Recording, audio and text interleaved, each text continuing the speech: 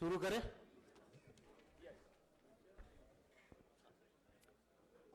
Press के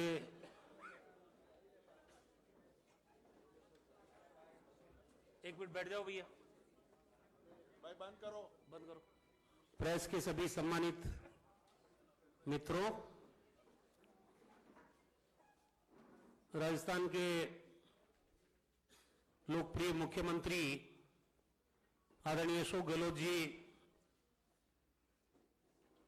जिनको कांग्रेस अध्यक्ष आदरणीय सोनिया गांधी जी ने, हमारे शीर्ष नेतृत्व ने गुजरात चुनाव के लिए सीनियर ऑब्जर्वर लगाया है, आज हमारे बीच में है, आपसे रूबरू होंगे। आज हम उनकी मौजूदगी में उनके द्वारा पार्टी का digital campaign, social media campaign, outdoor campaign आज से कांग्रेस पार्टी का शुरू कर रहे हैं। साथ ही साथ जैसी सोनिया गांधी जी की और राहुल गांधी जी की इच्छा थी कि इस बार कांग्रेस पार्टी का चुनावी घोषणा पत्र गुजरात के आम और अवाम, cross section of the society, उनके बीच जाके हमारी टीमें बात करें, इंटरेक्शन करें उनसे, और वो क्या उम्मीद करते हैं गुजरात में कांग्रेस पार्टी से, उनकी भावनाओं को रिफ्लेक्ट करने के लिए ये करीब 1.5-2 महीने हमारी टीमें पूरे गुजरात में जाएगी। 1500 से 2000 छोटी बड़ी मीटिंग्स करेगी और जिन लोगों ने जो सुझाव दिए हैं, हमारी जो पॉलिटिकल अफेयर्स कमेटी है गुजरात की, उन सुझावों को एक बार रिव्यू करेगी। कांग्रेस पार्टी उनमें से कौन से सुझाव गुजरात की जनता के लिए करने के लिए तैयार है, वो हम मैनिफेस्टो के माध्यम से आपके पास लाएंगे। और मैनिफेस्टो मेकिंग का काम हमारे वरिष्ठ नेता सम्मानीय दीपक भाई बावरिया जी को दिया गया है। तो आज इन दोनों कामों की शुरुआत आदरणीय अशोक गहलोत जी के द्वारा की जा रही है। उसके बाद में गहलोत साहब आपसे इंटरेक्ट करेंगे। तो मैं आदरणीय गहलोत साहब से निवेदन करना चाहता हूं कि जो हमारा होर्डिंग्स है, एक सैंपल के रूप में जो डिस्प्ले होगा पूरे गुजरात में, उसकी एक बार आप लॉन्चिंग कर दें। उसके बाद जो मैनिफेस्टो मेकिंग का प्रोग्राम है उसकी भी लॉन्चिंग हो जाए। लाओ भाई,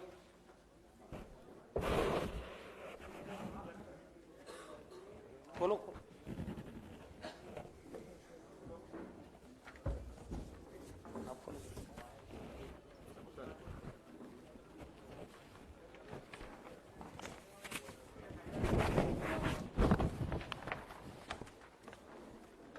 ये लो सर, ये सब अलग अलग।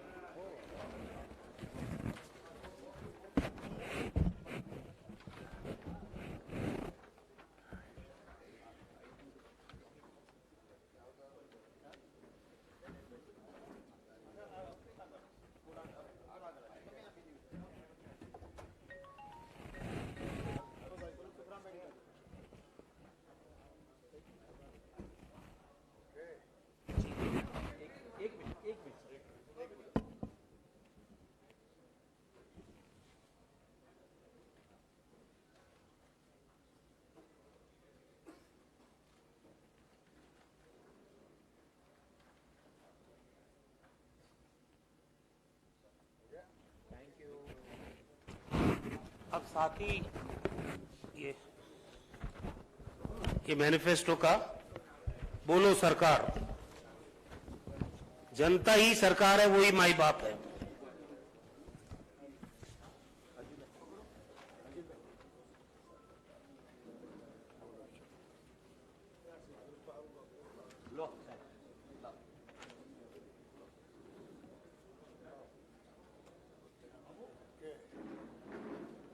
ठीक है।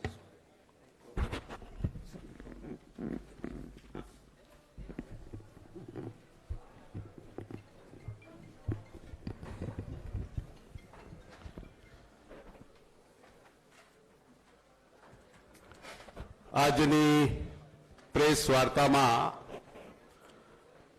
અમારી સાથે ઉપસ્થિત રાજસ્થાનના યશસ્વી મુખ્યમંત્રી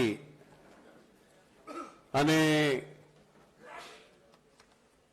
ભારતીય રાષ્ટ્રીય કોંગ્રેસના વરિષ્ઠ नेता आदरणीय अशोक गहलोत साहेब, एआईसीसी નું અમારું આખું સંગઠન, ડોક્ટર રઘુ શર્મા સાહેબ, માન્ય શક્તિસિંહભાઈ, માન્ય ભરતભાઈ, માન્ય સિદ્ધાર્થભાઈ, માન્ય અમિતભાઈ, માન્ય દીપકભાઈ, માન્ય અમીબેન યાજ્ઞિક, માન્ય સોનલબેન, લાલજીભાઈ, रामकिशन ओझाजी, वीरेंद्रसिंह राठौड़जी, उषा नायडूजी, हमारा कार्यकारी अध्यक्ष भाई ललितभाई कथगरा, ऋत्विकभाई मकवाणा, हिम्मत जी पटेल, हमारा विपक्ष ना नेता भाई सुखराम भाई, शैलेश भाई, डॉक्टर सीजे चावड़ा, हमारा प्रवक्ता भाई मनीष, हेमांग, मनहर भाई, अने भारतीय राष्ट्रीय कांग्रेस ना प्रखर प्रवक्ता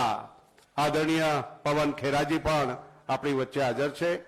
त्यारे हूँ अशोक गहलोत साहेब ने निमंत्रित करीश के साहेब आओ अने गुजरातना पत्रकार भाईओ साथे वार्तालाप करो।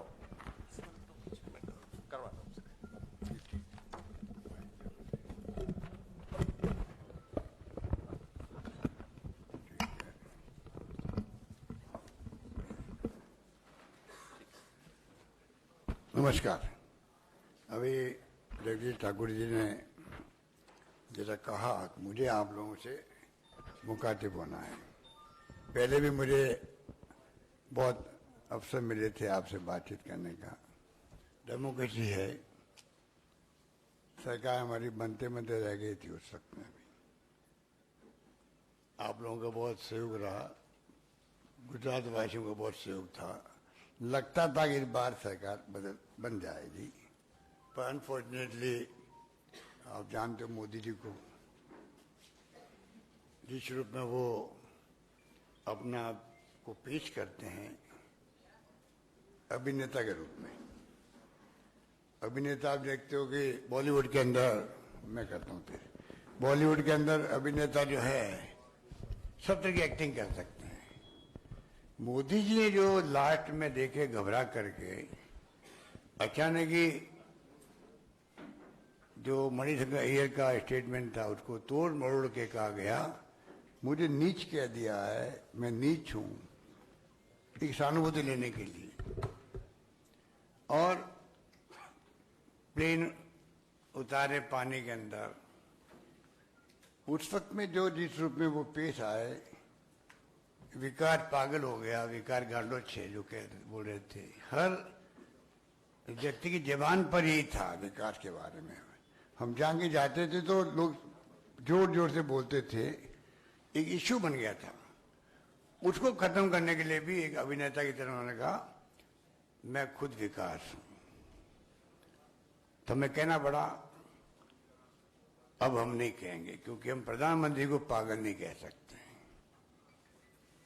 राहुल गांधी जी की मौजूदगी में मुझे कहना पड़ा कि हमारे संस्कार नहीं है कि हम प्रधानमंत्री जी के बारे में कोई अच्छी बात बोलें।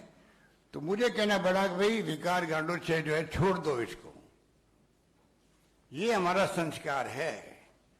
उनकी तरह ये संस्कार नहीं है कि आप जिस प्रकार धज्जियां उड़ा रहे हो देश के अंदर, संविधान की धज्जियां उड़ा रहे हो, परवाह नहीं कर रहे हो कि लोग क्या सोचते होंगे। आप लोकतंत्र की हत्या कर रहे हो, लोग जेलों में बैठे हैं, लेखक, पत्रकार, साहित्यकार, एक्टिविस्ट, कोई कहाँ कहाँ बैठे हुए हैं, कोई मालूम पड़ सकता है क्या? ये हालात देश के अंदर है। तो आप सोच सकते हैं कि उनकी अप्रोच ये है जो फासिस्टी है, वो खाली धर्म के नाम पर चुनाव जीत रहे हैं, उसी का उनको घमंड है, उसी का उनको घमंड है। और एक ही इश्यू पे चुनाव जीत रहे हैं वो, ना विचारधारा पे, ना कोई प्रोग्राम पे, ना कोई पॉलिसी पे, ना गवर्नेंस पे। ये आपका गुजरात मॉडल या मोदी मॉडल था, वो बहुत ही, मैं समझता हूं कि लोगों को गुमराह करने वाला था देश के अंदर। पूरी तरह गुमराह किया कि पता नहीं गुजरात मॉडल क्या होगा। अब 27 साल में आप देख रहे हो, और आपसे ऐसा कौन समझ सकता, आप 24 घंटे हम लोगों की तरह ही, हम लोग राजनीति में कार्य करता है, आप पत्रकार की बिरादरी भी समाज सेवा ही करती है। चौथा स्तंभ जो कहलाता है तो ऐसा ही नहीं कहलाता है। आप भी 24 घंटे ही काम देखते हैं, भाई कोई घटना दुर्घटना क्या फैसले हुए हैं, क्या फैसले, क्या फॉल आउट हो गई, तो देखते हैं आप लोग। आप ज्यादा कौन समझ सकता है। 27 साल का इतिहास देखें, आपके पड़ोस में राजस्थान है। कल बात चल रही थी, 27 साल पहले हम लोग कहते थे, मैं मुख्यमंत्री बना था 98 के अंदर पहली बार, हम लोग कहते थे भाई देखो गुजरात कितना आगे बढ़ गया है। गुजरात से कोई आता है, अगर कार में वो सो रहा है, नींद आ गई उसको, जैसी राजस्थान आया नहीं और नींद खुल जाती उसकी। इतनी सड़कें खराब है राजस्थान की, हम क्या करते थे। आज उल्टा हो गया है। आप सूरत से बड़ौदा आ जाओ, राजस्थान से आप अहमदाबाद आ जाओ, उल्टा बात होगी। आज शानदार तरीके से राजस्थान की गवर्नेंस हो रही है, शानदार सड़कें, शानदार शिक्षा के क्षेत्र में हमने बहुत प्रगति करी है। सारी जो प्रीमियर संस्थाएं देश की, पंडित नेहरू के जमाने की, IIT, IIM, एम्स सहित सभी राजस्थान के अंदर है। शिक्षा में, स्वास्थ्य के अंदर हमने पूरे मुल्क के अंदर नंबर 1 हम लोग हैं। आपको आश्चर्य होगा कि चिरंजीवी योजना हमने बनाई है, राइट टू हेल्थ का बिल ला रहे हैं हम लोग। सोशल सिक्योरिटी है, कोई रेवड़ियाँ नहीं है। प्रधानमंत्री जी कहते हैं रेवड़ियाँ हैं, और हर इंसान को सोशल सिक्योरिटी चाहिए। विदेशों की तरह आज हम लोग भी 21st सेंचुरी में पहुंच गए हैं। हमने पूरा इलाज IPD free, OPD free, 5 lakh नहीं 10 लाख का बीमा कर दिया, पूरे प्रदेश वासियों को कर दिया, अमीर गरीब कोई नहीं। वो केंद्र की सरकार की स्कीम है, वो खाली 1/3 आबादी के लिए है खाली। वो जो SSCC का जो एक सर्वे किया हुआ, सोशियो इकोनॉमिक सर्वे, उन तक सीमित है वो। हमारी स्कीम सब पब्लिक के लिए है। हमारी स्कीम में 10 लाख का बीमा है। उसके अलावा भी अगर कोई परिवार में मान लीजिए 10 लाख में 4 लाख खर्च हो गए इलाज के अंदर, और उनके घर में तकलीफ आ गई, kidney transplant, liver transplant, organ transplant, 10 lakh लोगों से 15 लाख लोगों, सरकार उसके लिए अलग से पैसा देगी उस परिवार को, पूरा इलाज फ्री करे। ऐसा हिंदुस्तान में कहीं पे भी नहीं है, और शायद दुनिया में भी नहीं होगा। MRI free, CT scan free, दवाएं फ्री, टेस्ट फ्री, सब कुछ फ्री कर दिया हम लोगों ने। और ऑक्सीजन का बीमा साथ जोड़ दिया है। अगर एक्सीडेंट हो जाए, खुदा न खास्ता नहीं हो किसी का, तो 5 लाख का बीमा वो भी कर दिया है। एक्सीडेंट का मतलब खाली रोड एक्सीडेंट नहीं है, बरसात आ गई, डूब गए, बह गए, वो भी उसको 5 लाख का बीमा मिल रहा है। इस प्रकार मैं आपको एग्जाम्पल दे रहा हूँ। ऐसी हमारी कई स्कीमें हैं, वो तो मैं भी बैठ के नहीं बता पाऊंगा आपको, क्योंकि उसमें तो फिर घंटों ही लग जाते हैं। आपको मैं कोशिश करूंगा अगली बार आपको मैं कोई छोटी पुस्तक या लीफलेट बताऊं। आपकी नॉलेज होना चाहिए कि राजस्थान पड़ोस में राज्य है। शिक्षा में हमने क्या नवाचार किया। आपके यहाँ मैंने सुना 6000 स्कूलों को बंद कर दिया है। हमारी गवर्नमेंट जो BJP की थी उसने भी ये काम किया। हमने आगे बाबर मर्ज किया उनको स्कूलों। गांव में स्कूल सुविधा मिलनी चाहिए। अंग्रेजी स्कूल हमने खोल लिया, आज वहां लॉटरी खोलनी पड़ती थी, भीड़ पड़ रही है एडमिशन के लिए।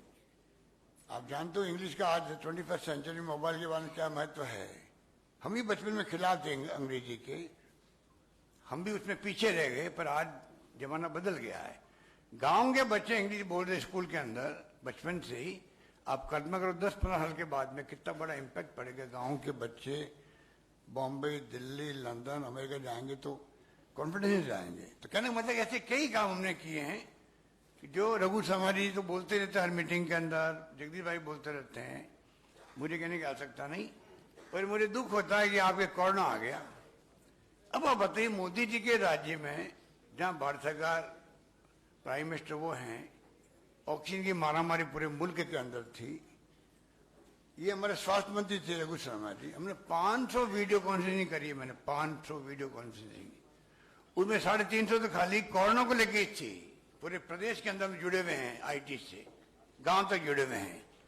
एक एक चीज को हमने पब्लिक से शेयर किया। प्रधानमंत्री जी ने भी उसको अप्रिशिएट किया हमारे एक्शन को वीडियो कॉन्फ्रेंसिंग के अंदर। आप सोच सकते हो, ऑक्सीजन की कमी नहीं आने दी हमने, लड़ झगड़ के लिए हमने 3 मंत्रियों को भेज दिया दिल्ली में, सब कुछ किया। दवाई हमने चार्टर प्लेन जब हमारे बॉम्बे से, एक दिन देरी नहीं होनी चाहिए, 40-40 हजार रुपए के इंजेक्शन फ्री दिए। मॉडल बना भीलवाड़ा का, आपने सुना होगा, पूरे देश के अंदर उसका नाम हुआ। सब कुछ किया और हमें बड़ी आश्चर्य होता, दुख होता था। आप गुजरात के अंदर, अहमदाबाद के अंदर, बम्बई के अंदर, दिल्ली के अंदर बड़े बड़े उद्योगपतियों को भी बेड नहीं मिल पा रहा था, क्योंकि यहाँ पर ज्यादा हावी हो गया, प्राइवेट सेक्टर हावी हो गया। हमारे यहाँ पर पब्लिक सेक्टर भी है और प्राइवेट सेक्टर भी अलाउ है, तो कम से कम कंट्रोल में रहा। सारे इलाज विलाज हमने किए, पब्लिक सेक्टर के अस्पताल में कोई कमी नहीं रहने दी। अस्पताल के डॉक्टर मांगने थक सकते हैं, हमने देते नहीं थका उनको सुविधा, जो उन्होंने जो भी कुछ मांगा था। और यहाँ देखते थे कि एम्बुलेंस खड़ी है, गाड़ियाँ खड़ी है, उसी के अंदर ड्रिप लग रहा है, पूरा भरा पड़ा था अहमदाबाद। मेरे ख्याल से यही सीन आ रहा था। इलाहाबाद के अंदर गंगा के घाट पे देखें आप, क्या लाशों की स्थिति हुई। कहने का मतलब कि हर गवर्नेंस में हमारी सरकार देखिएगा आप, और इनको मौका मिला 27 साल का।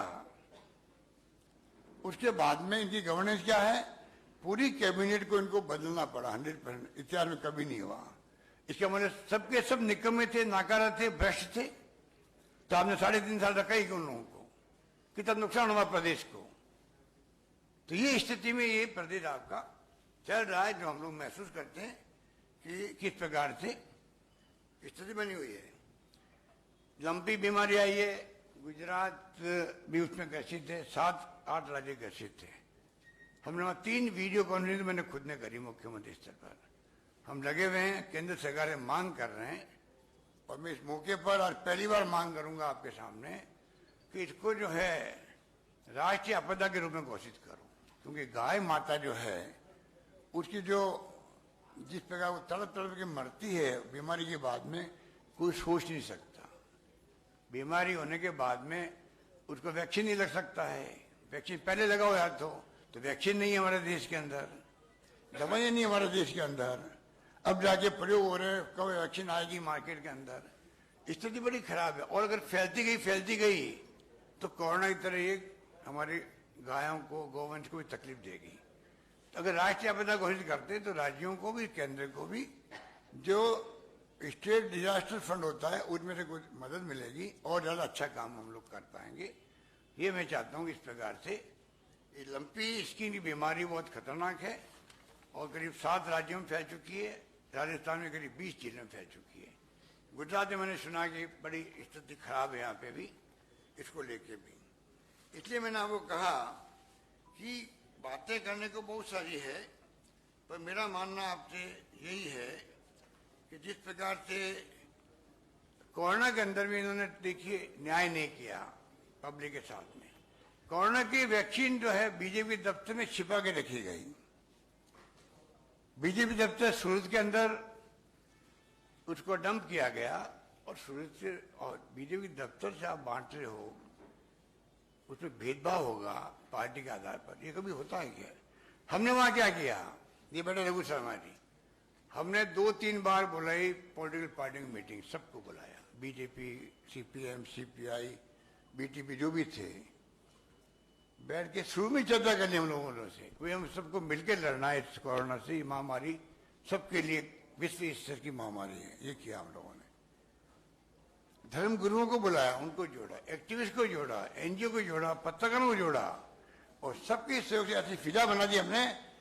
प्रदेशवासी हमने कहा कोई भूखा नहीं सोना चाहिए लॉकडाउन के अंदर भी। और मुझे खुशी है कहते कि हमारे कोई भूखा नहीं सोना चाहिए की जो थीम थी, एक तरफ सरकार ने सर्वे करवाया, कोई डेस्टिट्यूट भी है, रात को सो जाते हैं, स्टेशन पे सो जाते हैं, ऐसे लोग भी होते हैं, ठेले वाले होते हैं। जब लॉकडाउन लगे ठेले वाला क्या करे, वो कहाँ भेजे सामान को, उन लोगों की लिस्ट अलग बनाई, सबको 5 बार किस्तों में पैसा भेजा हमने, 5,500 रुपये।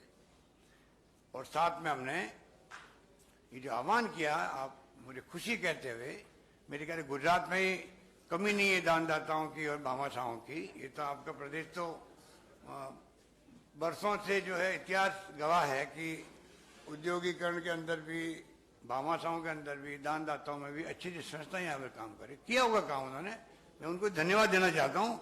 हमारे यहाँ लोगों ने कमी नहीं रखी, आम लोगों ने भी रिस्क लेकर के लाइफ की, क्योंकि कोरोना नहीं था, कितने लोगों की डेथ हो गया बताइए। हमारे अहमद पटेल साहब चले गए, कई लोग चले गए उस वक्त में। तो मैं समझता हूँ हमने इतनी शानदार प्रबंधन किया, उस रूप में कंट्रोल किया। यहाँ बिक रही है, अब बेच रहे हैं, बेच क्या रहे हैं, डिस्ट्रीब्यूट कर रहे हैं बीजेपी दफ्तर से, इसमें भेदभाव। और आपको शायद जानकारी होगी, बंबई में पकड़ा गए थे डिस्ट्रीब्यूट करते हुए इस प्रकार से सरकार के अलावा। तो वहां की सरकार ने जांच करवाई तो मालूम पड़ा कि ये जो थाने में जाके उनको पकड़ा गया, तो मालूम पड़ा ये भी सूरत से आई हुई है बॉम्बे के अंदर। इसका मतलब बीजेपी ने ही काम किया, इसमें भेदभाव किया। और ये मैं समझता हूं कि प्रधानमंत्री जी के, अमित शाह जी के राज्य में इस प्रकार अगर दफ्तरों में जाकर के वैक्सीन बांटी गई तो भी कोई अच्छी बात नहीं थी, मेरा मानना है। बाकी तो नोटबंदी, जीएसटी, मर्यादा बदल रहे हैं, उसके बार बार स्लैब, कितनी तकलीफ हो रही है। आज सब व्यापारी दुखी है, कोई बोल नहीं पा रहा ईडी के दर से। आजकल तो राज ईडी कर रही है, ईडी का आतंक है देश के अंदर, आतंक है देश के अंदर। और सुप्रीम कोर्ट ने मौन लगा दी उसके ऊपर। बताइए आप, जो सीबीआई के पास पावर नहीं है वो ईडी के पास आगे पावर।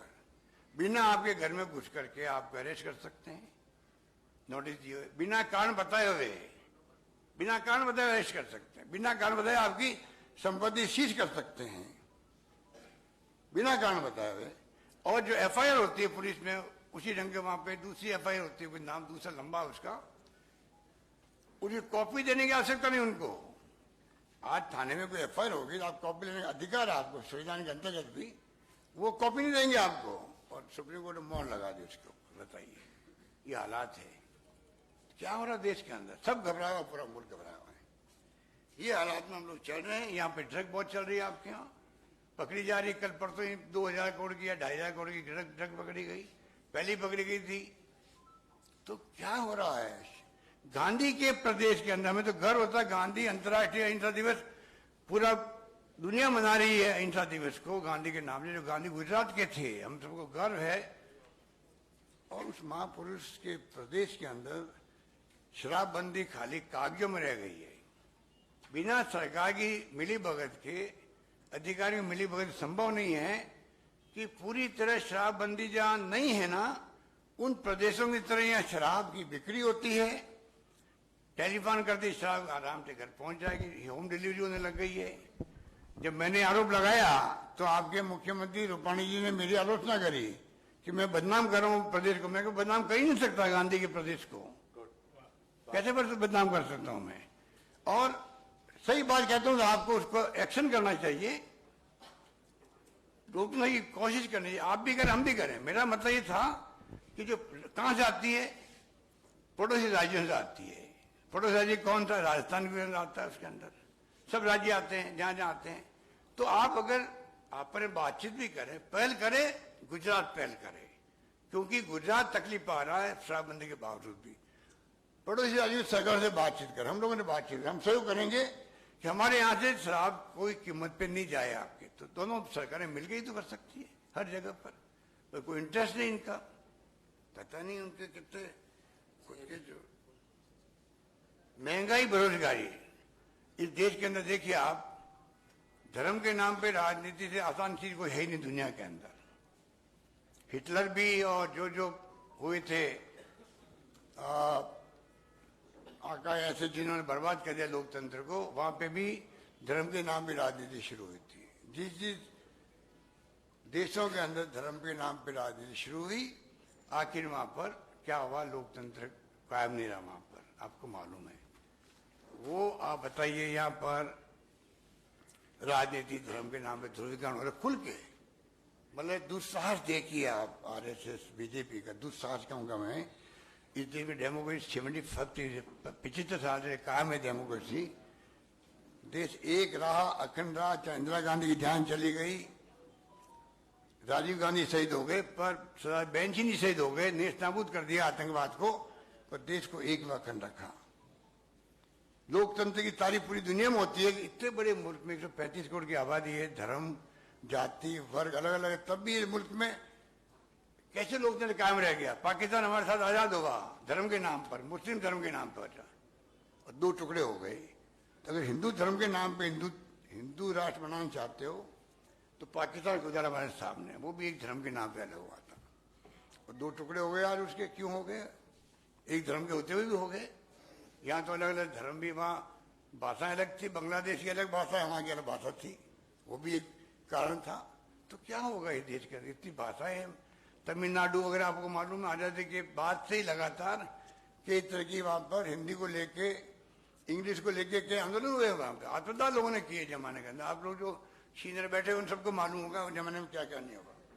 तो ये जो बात आज आ रही है बेरोजगारी की, महंगाई की, कांग्रेस 28 तारीख को, मैं समझता हूँ संवत 28 को होगा, या शक्ति सिंह जी हमारे बैठे होंगे, इनको मालूम होगा कि डेट फिक्स करके जल्दी एक राष्ट्रीय स्तर पर रैली करी कांग्रेस।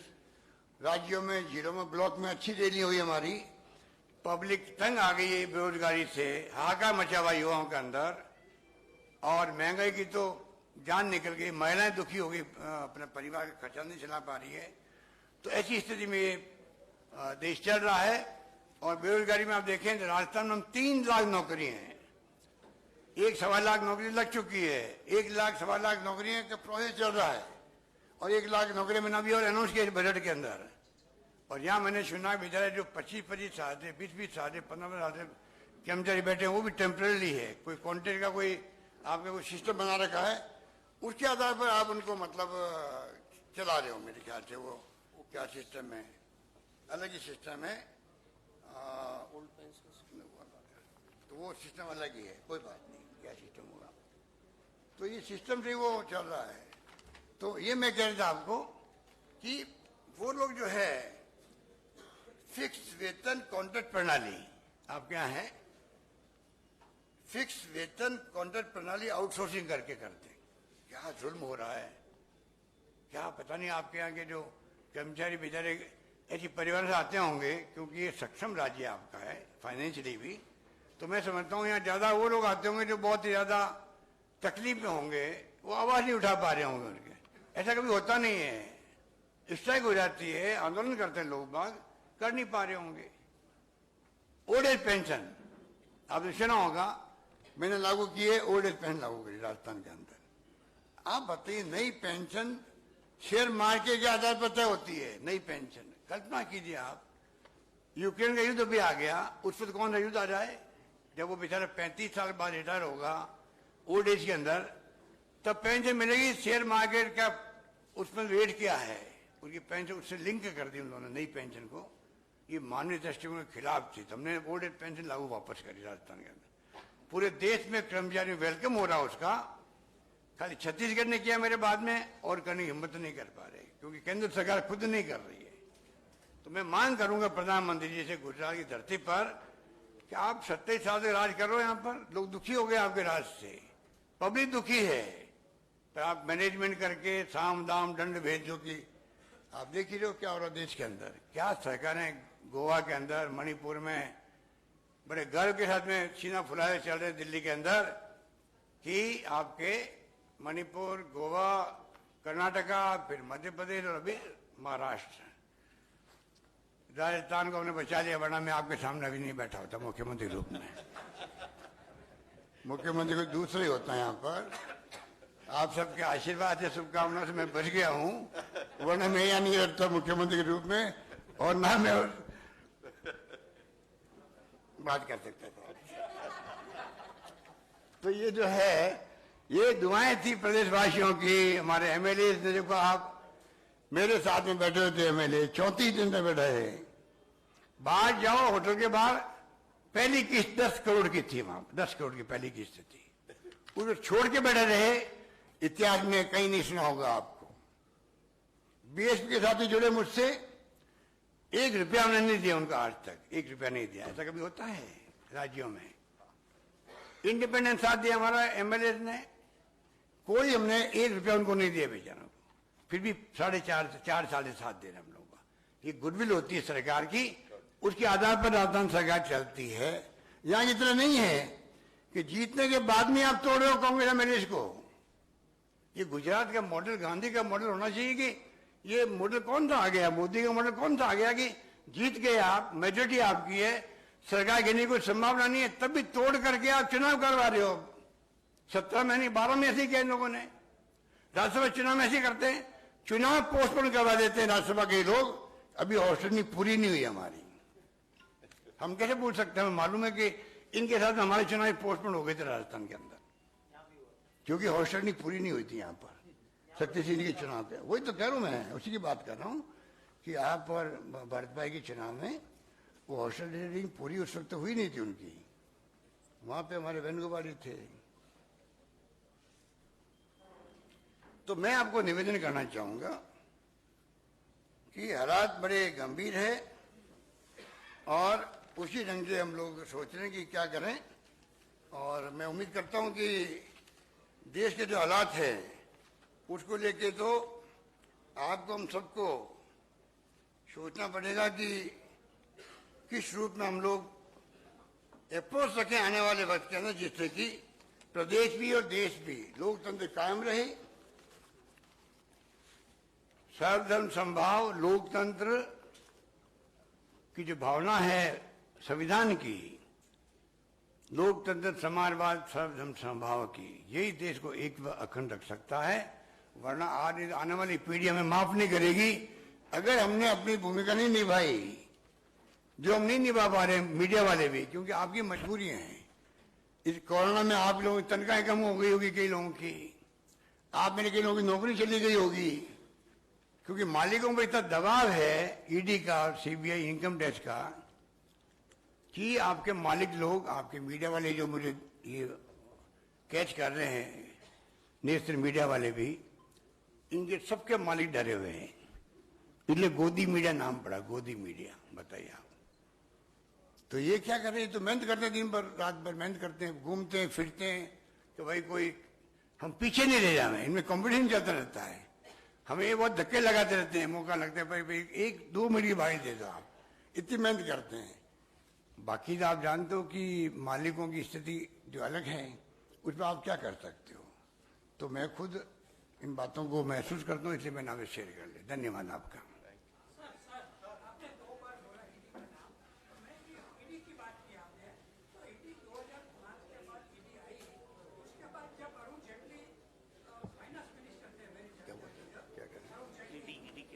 ईडी 2005 में आई अरुण जेटली। ये जो ईडी का करेक्शन, उसका जो सुधारा कांग्रेस के बहुत कम संसद सदस्य थे, तो उसने देखा नहीं कि भाई अरुण जेटली ये करेक्शन कर रहे जो डेंजरस है, तो वो उसके लिए कांग्रेस भी इतनी जवाबदार है कि भाई ईडी में जब करेक्शन हुआ तब अरुण जेटली फाइनेंस मिनिस्टर थे, और उसने इस फाइनेंस के दबाव से पता न चले, इसलिए उसमें ईडी की ये गंभीर जो आपने बोली शर्तों कि एफआईआर नहीं दिखा सकते, वो सब अरुण जेटली ने लोकसभा में पेश की। तब कांग्रेस ने कोई विरोध नहीं किया, वो पूरा उसका स्टडी नहीं किया जब कांग्रेस का था। और दूसरा प्रश्न मेरा ये है कि आप गुजरात में कांग्रेस की सरकार आने की बात कर रहे हैं, लेकिन यहाँ का एक सर्वे ऐसा बोलता है आप और कांग्रेस साथ होंगे तो ही आपकी सरकार बन सकती है। आप पार्टी और कांग्रेस साथ में मिलकर लड़ते हैं तो ही हो सकती है। और तीसरा, आपने गाय की बात की, लेकिन भारत सरकार में जो कृषि मंत्री है उसको 4000 करोड़ का बजट दिया है, पर गाय 4 आना, पर गाय 4 पैसे मिलते हैं, पर गाय दीठ 4 पैसे आते हैं। भारत का कृषि प्रधान के पास 4000 करोड़ का बजट, तो ये आएगा ही नहीं। गाय के भाग एक गाय दीठ 4 आने आते हैं, तो उसमें गाय का काम क्या होगा? देखिए, ईडी का यहाँ से सवाल है, इसमें मेरे ख्याल से 18 के अंदर अमेंडमेंट जो हुए हैं, अभी सुप्रीम कोर्ट ने उस पर मोहर लगाई है, ठीक है। पर सुप्रीम कोर्ट से कई एक्टिविस्ट ने डिमांड करी है कि उनको पुनर्विचार करना चाहिए, इसके अंदर पुनर्विचार करना चाहिए। ये 18 के अंदर इन्होंने अमेंडमेंट काफी किए हैं, बहुत हार्ड बना दिया उसको, जहां तक मुझे थोड़ा ध्यान है। 18 के अंदर ये अमेंडमेंट के हुए हैं। गहलोत जी, विरोध किया था, पर वो विरोध कौन, आप बताइए। मोदी जी के राज में लोकसभा में या अब तो राज्यसभा में भी मेजोरिटी होगी उनकी, कोई विरोध चलता है क्या वहां पर? गहलोत जी, एक एक क्वेश्चन है। हाँ, हेलो। ये बताइए कि जालोर में जो हादसा हुआ है उसके अलावा अगर बात की जाए तो 10 दिन पहले दलित महिला को जिंदा जला दिया जालोर में जो हादसा हुआ और महिला को जिंदा जला दिया राजस्थान में। देखिए जालोर की घटना जो हुई है ना वो बहुत ही मैं समझता हूँ कि अभी मैंने 15 अगस्त के दिन कहा आप साथियों को कि देश के अंदर जो छुआछूत आदमी है देश के अंदर ये मानवता पे कलंक है ये। और मैंने ये भी कहा आरएसएस बीजेपी को चाहिए ये हिंदुत्व की जो बात कर रहे हैं हिंदुत्व बात तो वही कर रहे हैं एक तरफा ध्रुवीकरण कर रहे हैं तो उनको पहला काम ये करना चाहिए देश के अंदर पहले कम से कम शेड्यूल कास्ट के जो हमारे साथी है दलित वो भी हिंदू ही है ओबीसी वाले हिंदू ही है तो पहला काम तो ये करना चाहिए आरएसएस बीजेपी को इनके आपने भेदभाव मिटाएं छुआछूत को मिटाएं और भी भेदभाव होते थे इस तरह के वो सब मिटने चाहिए। तो हमारी सरकार की सोच ये जो मैं बोल रहा हूँ। अब जहां तक बात जालो की बात आई एक टीचर जो था स्कूल का मालिक था उनका पार्टनर भी ऑफिशियली अनऑफिशियली एक शेड्यूल का ही है उस स्कूल में 4-5 टीचर शेड्यूल के हैं 20-30-40 बच्चे शेड्यूल में पढ़ते हैं। वो जो घटना हुई है उसको क्योंकि जांच चल रही है मैं कमेंट नहीं करना चाहूंगा क्योंकि वहां के दोनों एमएलए जो हैं एक कांग्रेस का एक्स एमएलए और प्रेजेंट एमएलए बीजेपी का है वो भी अभी क्वेश्चन मार्क लगा रहा है कि भाई ये पानी पीने वाले जो पूरे नेशनल डिबेट बन गई है कि आपकी मटकी में पानी नहीं पीने दिया वहां का बीजेपी एमएलए ही उसको अभी क्वेश्चन मार्क कर रहा है। तो आप समझ सकते हैं एक बार कोई इश्यू बन जाता है आज का आईटी का जमाना वायरल हो जाता है वो फिर इश्यू नेशनल मीडिया हो चाहे लोकल मीडिया हो चलता रहता है। अभी वहां डिबेट हम कह सकते हैं आपको कल मैंने आने के पहले एडीजी क्राइम होता है नंबर 1 पोस्ट पे डीजी की तरह वो शेल्डुका के खुद हैं उनको मैंने फिर भेजा है आप हकीकत कर मालूम करके आओ कि वास्तव में घटना क्या हुई क्योंकि कई तरह कंफ्यूजन पैदा हो रहे हैं। पर हमने उनको जो कोई घटना तो हुई थी आपके गुजरात में ऊना का केस हुआ था आज तक कुछ नहीं हुआ है उसका तो कई घटनाएं यहाँ भी होती है मध्य आपके यूपी में होती है कहाँ नहीं हो रही है। पर हमने हमारी गवर्नमेंट वो है हर घटना पे तत्काल एक्शन करती है। हमने कई रिफॉर्म किए पुलिस के अंदर कुछ 300 दिन लगते थे जांच के अंदर 50-55 दिन लगता है वहां पर एफआई आपको जान के खुशी होगी हिंदुस्तान में एकमात्र राजस्थान राज्य जहां पर एफआईआर हमने कंपल्सरी कर दी थाने के अंदर। पहले लोग भगा देते थे गरीब लोगों को बेइज्जती करते थे बोलने के अंदर अब आपको एफआईआर कंपल्सरी कर दिए रजिस्टर्ड होगी वरना एसपी के ऑफिस में होगी। आज वहां पर पहले 15-16 केस आए थे एसपी के ऑफिस में अब कोई नहीं आता है और इस प्रकार से हम लोगों ने प्रोएक्टिव के काम कर रहे हैं हम लोग अरेस्ट कर देते हैं मुजरिम को यही होता है। एक केस ऑफिसर डायरी का हमारा सिस्टम है जहां फास्ट ट्रैक में मुकदमा दर्ज करने का लीगल ऑफिसर साथ लगाने लेकिन लीगली कोई कमी नहीं रहे कोर्ट के अंदर ये तमाम एक्शन उठाते हैं। गरीब को मुआवजा कितनी दे दो भले ही वो मुआवजा पूर्ति नहीं कर सकते उसकी मृत्यु की हम जानते हैं इस बात को पर फिर भी हमने कोई कमी नहीं रखी है। कांग्रेस प्रेसिडेंट ने राहुल जी ने कहा इनको आप प्रदेश कांग्रेस कमेटी एक्स्ट्रा मदद करवा दीजिए वो भी करवा दी गई है। तो हमारे वहां पे शांति बनी हुई है। एक मिनट ललित भाई एक minute law and order situation पे सवाल होता है खड़ा होता है एक जाने चांस आप एक मिनट गौरव भाई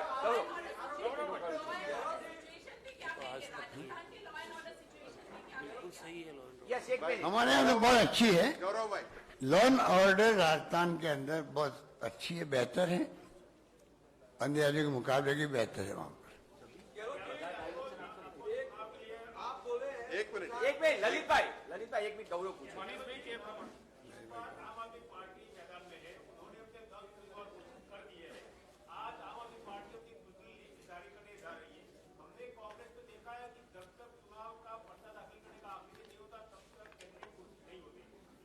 उम्मीदवारों की घोषणा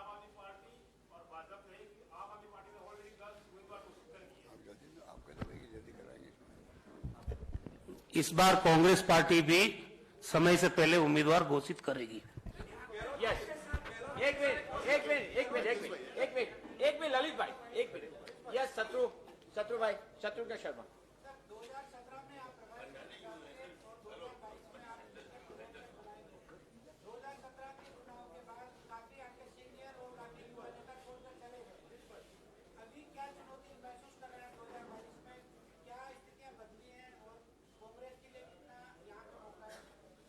क्या काफी लोग छोड़ के चले गए 17 के बाद। राजस्थान यहाँ पे गुजरात में क्या चुनौती अब क्या चुनौती है? देखिए, मैंने शुरू में ही कहा कि मुझे इस बात का तो हमेशा दुख रहता है कि गांधी के प्रदेश के अंदर ऐसी स्थिति बनी है, जीते हुए लोगों को भी इस्तीफे दिलवाते हैं। हॉर्स ट्रेडिंग की जो मॉडल बनाया, मॉडल ये हॉर्स ट्रेडिंग के मॉडल है इनका, बीजेपी का। ये मॉडल हिंदुस्तान में आजादी के बाद कभी नहीं आया है कि मॉडल के रूप में ये पहले ले आते हैं वहां पर गुड़गांव में, मानेसर में 200 लोगों की टीम उनकी फिक्स है। उन्हें ट्रेनिंग दी हुई बाकायदा, उनमें बाउंसर भी होते हैं, ठीक है, उनमें उनके कार्यकर्ता भी होते हैं। एक टीम बनाई हुई है। मिस्टर जैन कोई एमएलए है, मध्य प्रदेश लोगों पहले वहां ले गए तो हमारे दिग्विजय सिंह जी ने और जीतू पटवारी हमारे जो पहले प्रभारी थे गुजरात में, ये जाके उनको समझा के वापस लेके आ गए। फिर उनको ले जाया गया वहां पर, बेंगलोर ले जाया गया और सुनते 30 करोड़ 35 करोड़ रुपए दिए गए। अब कल्पना कीजिए कहाँ डेमोक्रेसी कहाँ जा रही है, क्योंकि इलेक्ट्रल बॉन्ड जो किया है इन्होंने, खेला किया है इलेक्ट्रल बॉन्ड का। आप बताइए, देश को बर्बाद करके छोड़ेंगे लोग। सुप्रीम कोर्ट सुनवाई नहीं करा अभी तक। आज इलेक्ट्रल बॉन्ड जो है 98% पैसा जा रहा है बीजेपी के पास में, डरा के धमका करके जा रहा है पैसा, और बड़ी पार्टी के पास पैसा दे नहीं पा रहे हैं, घबरा के भाई ईडी हमारे घर पहुंच जाएगी। तो आप दोनों का जो फील्ड है इक्वल नहीं होगा, लेवल प्लेइंग फील्ड। तो आप डेमोक्रेसी में बताइए क्या होगा। आज वो स्थिति बन गई है। तो कुछ ऐसी घटनाएं हो रही है, कुछ ऐसी अप्रोच हो गई है, उसको पूरे देशवासियों को समझना पड़ेगा। इलेक्ट्रल बॉन्ड की बात कम नहीं है। पीएम केयर फंड, अरे पीएम रिलीफ फंड बना हुआ है आजादी के बाद से, सीएम रिलीफ फंड बना हुआ है मेरा। अब मैं अलग से सीएम केयर फंड बना लूं और इंडस्ट्री वालों में चंदा इकट्ठा करके मैं मेरी मर्जी से खर्च करूं, ये क्या है भाई, कहां की समझदारी है। ट्रस्ट बना दिया 4-5 लोगों का। पीएम केयर फंड जो होता है उसके अंदर बाकायदा सीएनएजी ऑडिट करता है उसका पैसा। पीएम केयर फंड का कोई ऑडिट नहीं कर सकता है, आरटीआई से नहीं पूछ सकते हो। तो ऐसी ऐसी घटनाएं इकट्ठी इतनी हो गई कि आप भी क्या करो। आप लोग भी थक रहे हो, मुझे मालूम है। आपका मतलब कई साहित्यकार, लेखक, पत्रकार लिखते लिखते बेचारे जो है ना, जो खोजी पत्रकारिता करते हैं वो थक गए हैं कि कब तक करते जाएंगे यार, समझ में नहीं आता है। ऐसी स्थिति देश में बन गई है, क्या करोगे आप।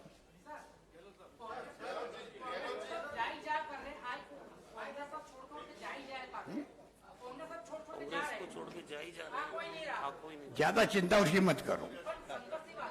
बात सुनो भाई, इसमें देखो बात सुनो। अरे सुनो, इंदिरा जी के वक्त में भी जब इंदिरा जी चुनाव हार गई थी ना, तो लोगों ने कहा गया और आज कभी वापस नहीं आता है, ठीक है ना। तो उसके बावजूद भी जो मजबूत रहे, सुनिए आप, जो मजबूत रहे उस वक्त में पार्टी के अंदर, हम जैसे लोग एनएसयू में थे, हम लोग थे, जिला अध्यक्ष बन गए कांग्रेस के, जो मजबूत रही लीडरशिप देश के अंदर, जो अच्छे दिन आए ना, तो आज जो 40 साल लोग देश में केंद्रीय मंत्री बने हैं, मुख्यमंत्री बने हैं, प्रदेश कांग्रेस अध्यक्ष बने हैं या एआईसी के महामंत्री या बने पदों पे आए हैं, और भी पदों पे आए हैं, वो तमाम वो लोग आए जो मुसीबत में इंदिरा गांधी के साथ खड़े थे। आज ये प्रॉपर टाइम है कांग्रेस के लिए। ये ब्लेसिंग इन डिस्गाइज है। जो नई पीढ़ी है, नए लोग हैं, पुराने लोग जो समझदार है, कमिटमेंट वाले लोग हैं, निस्वार्थ नहीं रखते हैं, उनका ही आने वाले वक्त के अंदर इस देश के बचाने में काम आएंगे वो लोग। मैं इसको इस रूप में मानता हूं आप लोगों के सामने, क्योंकि पत्रकारों में अपना परिवार ही मानता हूं हमेशा सब जगह, कि आज देश को कांग्रेस की जरूरत है, देश बचाने के लिए। अगर कांग्रेस की जो विचारधारा है वो देश की विचारधारा, देश का डीएनए और कांग्रेस का डीएनए एक सा है, और वो वही है जो संविधान की मूल भावना है। किसी पार्टी के अंदर ये नहीं है। कांग्रेस मजबूत होना आवश्यक है देश के लिए।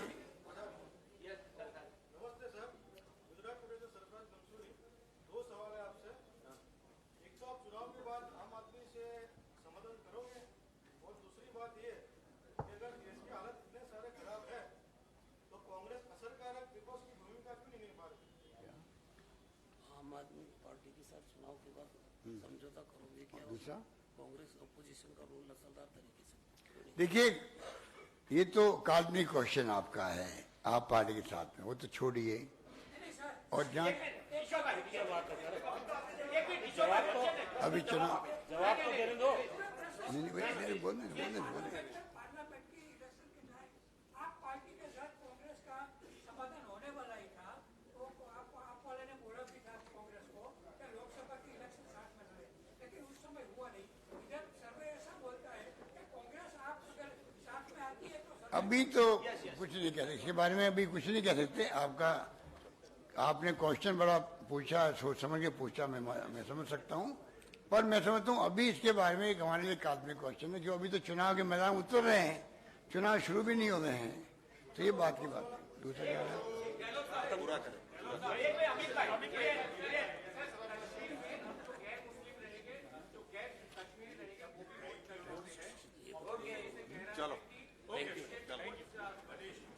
बहुत शुक्रिया आप सबका, बहुत बहुत शुक्रिया। अमित भाई thank you, thank you everybody, thank you Amit भाई, थैंक यू, थैंक यू,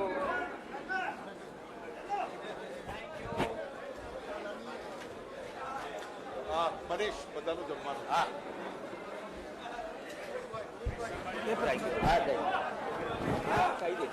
તમામ મિત્રો પત્રકારો જમવામાં ભોજનમાં જોડાઈએ છીએ।